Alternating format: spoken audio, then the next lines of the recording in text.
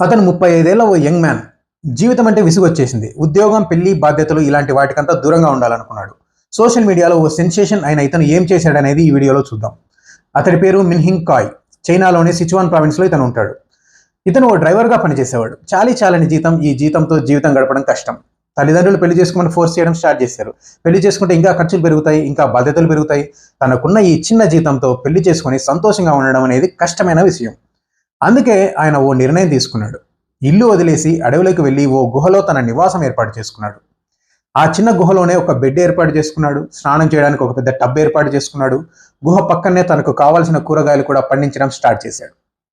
ఇక తనకు నచ్చిన పుస్తకాలను ఏర్పాటు చేసుకొని పుస్తకాలను చదువుతూ ప్రశాంతమైన జీవితాన్ని గడుపుతున్నాడు. బయట ప్రపంచంతో సంబంధం లేదు. తనకు కావాల్సిన అవసరాలన్నీ ఆ గుహ దగ్గరలోనే తీరిపోతున్నాయి. మానసిక ప్రశాంతత కోసం పుస్తకాలు చదవడం కూడా స్టార్ట్ చేశాడు. భవబాంధవ్యాలకు దూరంగా అసలు సిస్సలైన జీవితాన్ని గడుపుతున్నాడు ఈ మోడర్న్ కేవ్ మ్యాన్. ఎన్నో సంవత్సరాల జీవితానుభవం తర్వాత వచ్చే పరిణతి ఈ యువకుడికి చాలా త్వరగానే వచ్చిందని చెప్పొచ్చు. ఇది కదా జీవితం అంటే. అతను ధైర్యానికి హ్యాట్స్ ఆఫ్ చెబుదాం. He's a real path breaker. దీని గురించి మీరేమనుకుంటున్నారో కామెంట్స్లో తెలియజేయండి. Thank you.